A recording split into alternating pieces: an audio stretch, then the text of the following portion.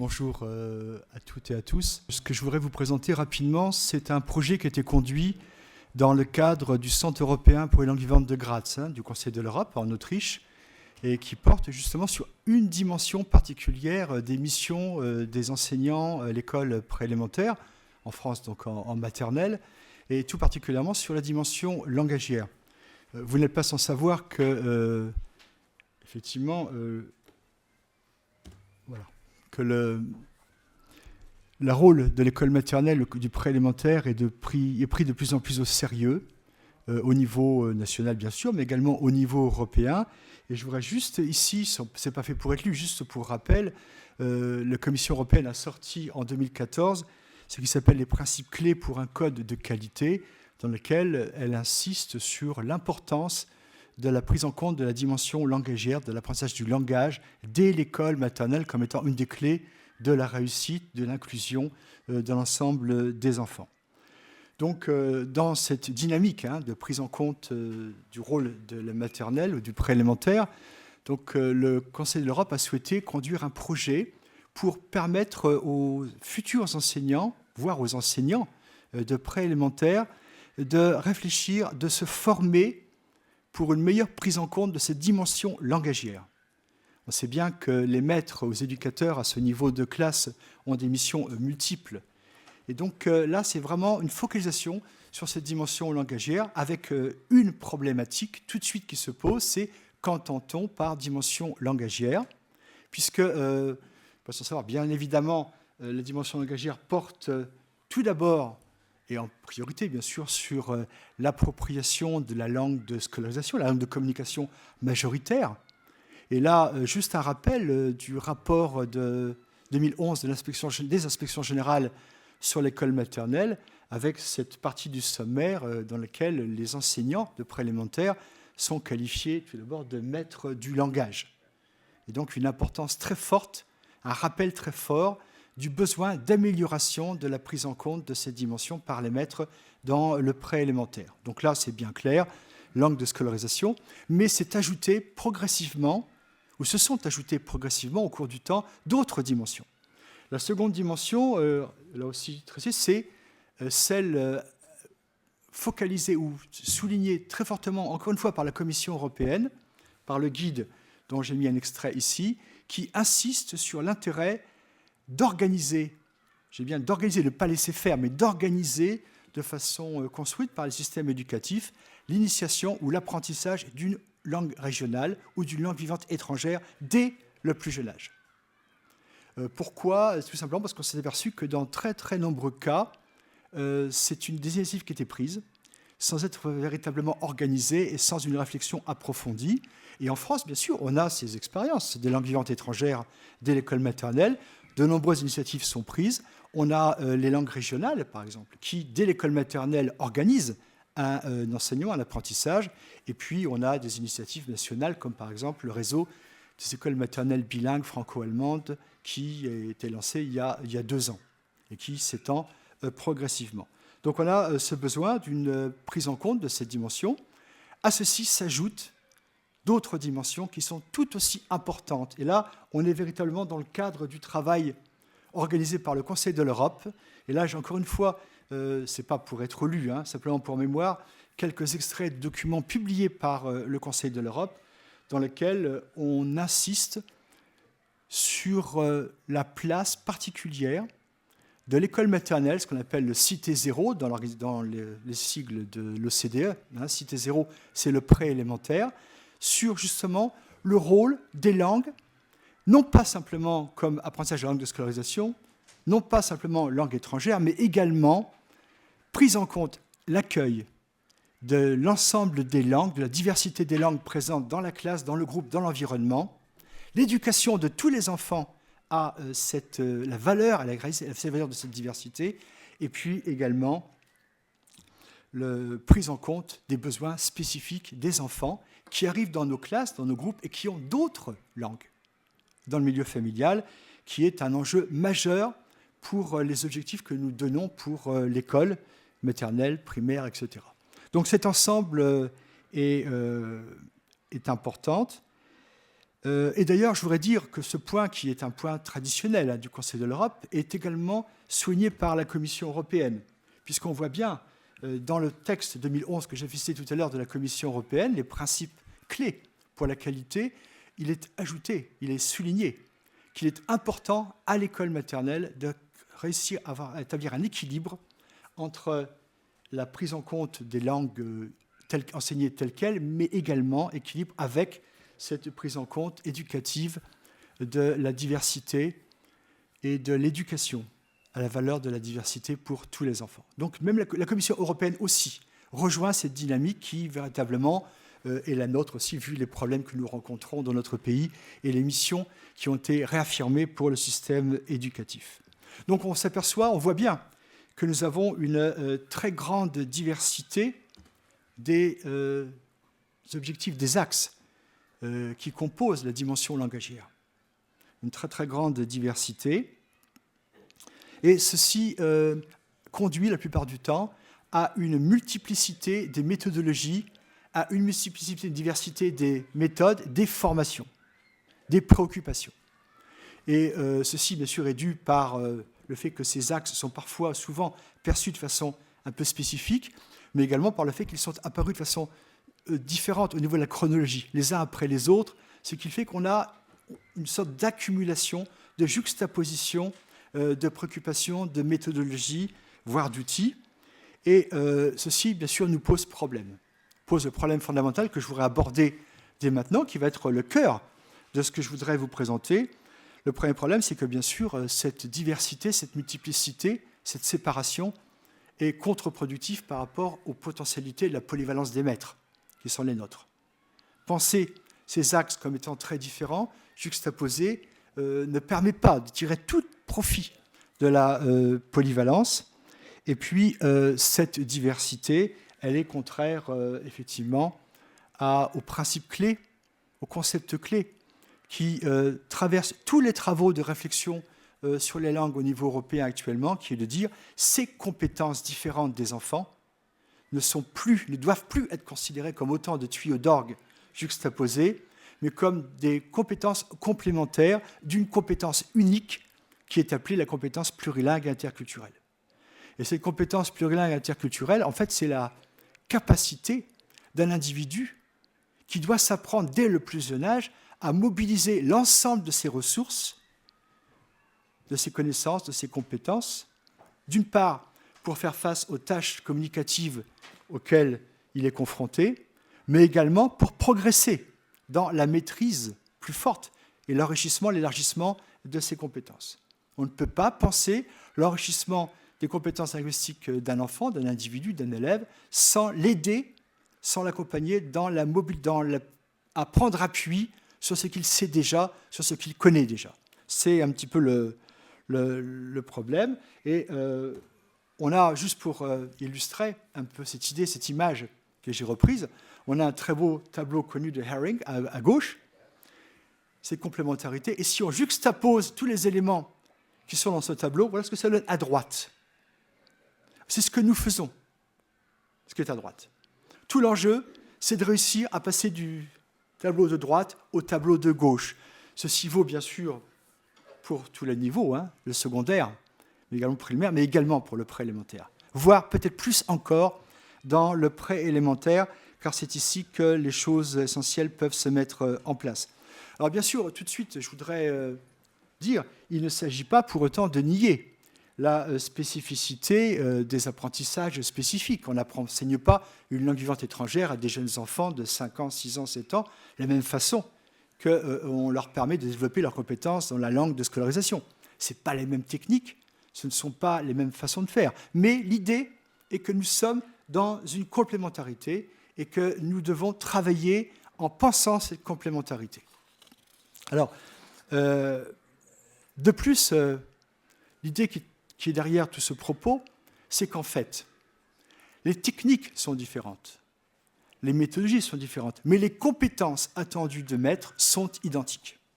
Je voudrais juste j'ai pris au hasard 10 descripteurs que nous trouvons dans à peu près tous les documents qui relèvent de la formation des maîtres pour les langues, la dimension langagière. Et on s'aperçoit, on n'a pas beaucoup de temps parce que le temps nous est compté, mais on s'aperçoit qu'en fait, ces descripteurs, ils sont valides aussi bien pour la langue de scolarisation que pour une autre situation. Si on prend les descripteurs de 1 à 7, vous n'avez sans doute pas le temps de les dire en détail, nous pouvons en prendre un au hasard, entre 1 et 7, on s'aperçoit que ces compétences sont mises en œuvre, sont indispensables pour développer la compétence de langue de scolarisation, mais également quand il s'agit d'enseigner une langue régionale ou une langue étrangère. De même, les descripteurs 8 à 10, les 3 derniers, on s'aperçoit que ce sont des compétences qui sont indispensables à la fois quand on a devant soi des enfants qui partagent la langue de communication dominante en l'école et dans leur milieu familial, mais également quand on a des enfants qui ont d'autres langues dans le milieu familial. Ce sont les mêmes savoir-faire qui sont nécessaires, même si la mise en œuvre peut être différente. Donc, sur cette base, sur la base de ces constats, de ce postulat de base, le Conseil de l'Europe a construit un document, élaboré un document plutôt, qui a été publié en 2005, qui est un portfolio européen, bien sûr, de formation des éducateurs ou des maîtres pour le préélémentaire, pour la formation initiale ou continue. Et ce document, comment a-t-il été conçu?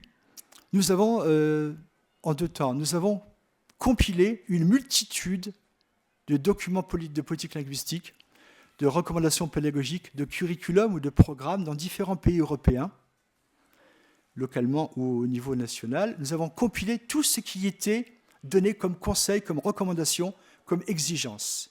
Nous avons fait cette compilation, nous avons fait un tri dans ces différents documents et nous avons soumis ce travail à 3 ateliers successifs d'experts au niveau européen de la formation initiale des maîtres pour le préélémentaire. Et sur cette base, nous avons élaboré donc, un outil qui présente les choses suivantes. Nous avons identifié en fait 4 domaines de compétences qui sont communs à l'ensemble des missions que j'ai citées tout à l'heure quand on parle de dimension langagière au préélémentaire.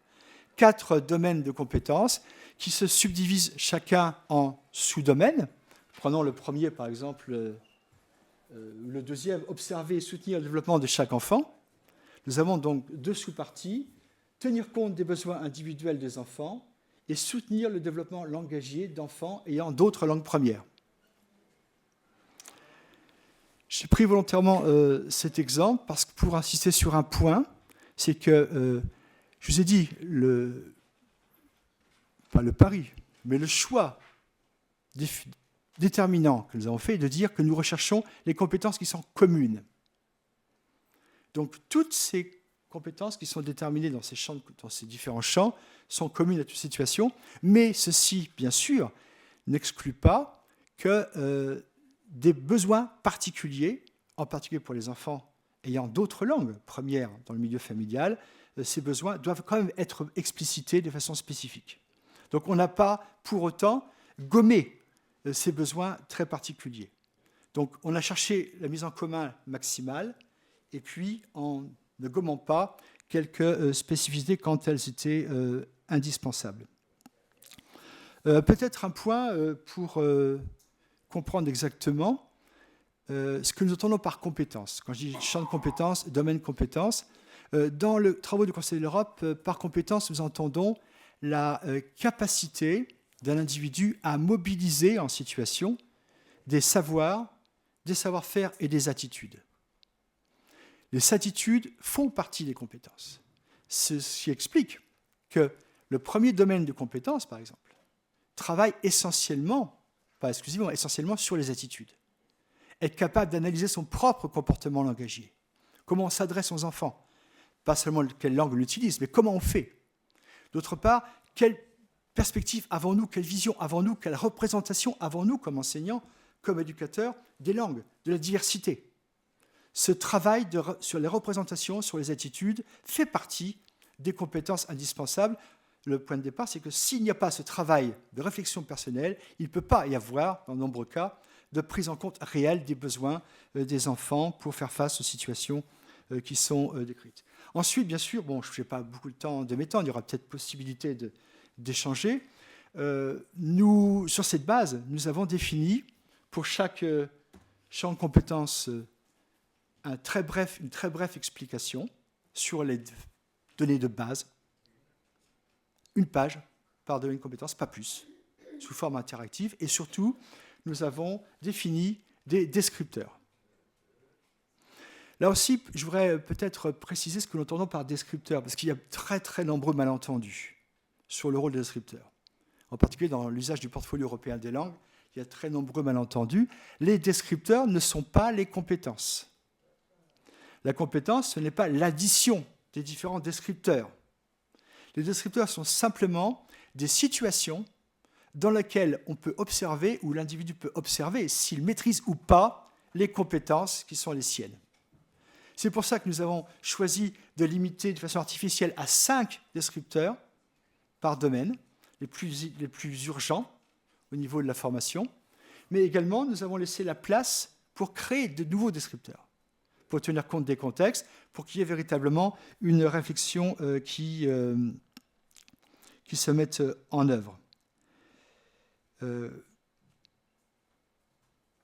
Alors, ces descripteurs, bien sûr, ils restent encore très généraux. Si je prends le troisième descripteur, je ne sais pas si c'est très lisible, lui. Je peux mettre à profit chaque activité pour favoriser le développement langagier des enfants. Il est bien évident que c'est une compétence fondamentale, c'est quelque chose qu'il faut savoir faire. Mais il est bien évident que ça ne se fait pas de la même façon si c'est dans la langue de scolarisation ou si c'est dans une langue étrangère. Donc il est bien évident aussi que nous ne gommons pas, encore une fois, le fait que la mise en œuvre technique est différente. Simplement, la compétence est la même. Et tout le pari, c'est de dire que la formation des enseignants ne pourra progresser, les enseignants ne pourront progresser dans la maîtrise professionnelle que s'ils sortent de l'idée qu'ils ont des gestes techniques à accomplir, mais s'ils arrivent à relier ces gestes, ces méthodologies particulières, à des compétences plus générales. C'est la clé de la progression professionnelle, de l'amélioration précise. Et sur ces points, je voudrais, si j'ai encore quelques minutes, insister sur 2-3 aspects. Sur le rôle des descripteurs.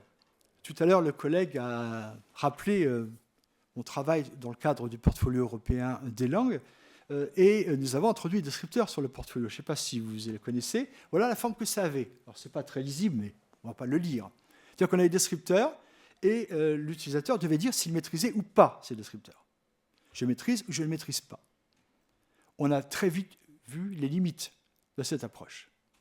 Et une deuxième étape, dans un travail qui a été fait pour un portfolio pour la formation des enseignants en langue vivante au niveau européen, on a supprimé cette case à cocher ou ne pas cocher par une flèche dans laquelle on indique la progression dans la maîtrise par chaque individu de ses compétences professionnelles.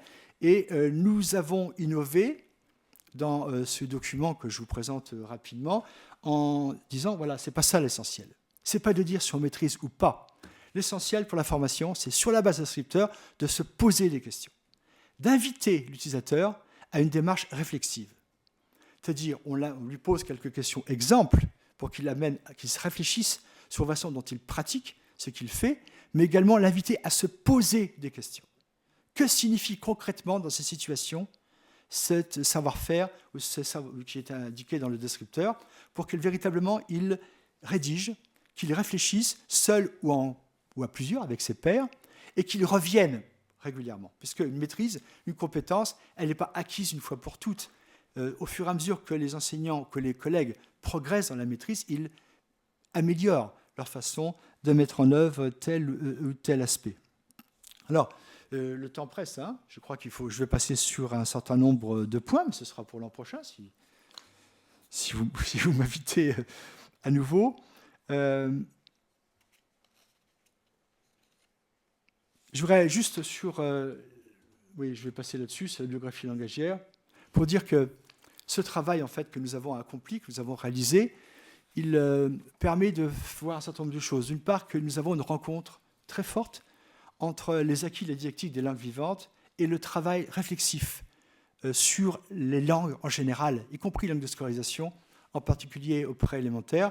J'ai mis 4 points qui me semblent effectivement des points clés sur lesquels on pourra revenir si vous le souhaitez, en particulier pour la prise en compte des enfants d'origine autre, des enfants avec d'autres langues. Et puis, je voudrais également insister sur un point qui traverse l'ensemble de ce travail, c'est le besoin d'une valorisation. En disant, il n'y a pas d'apprentissage d'une langue, quelle qu'elle soit. Chez un enfant, s'il n'y a pas l'expérience de la réussite, s'il n'y a pas ce souci permanent de la valorisation par le maître.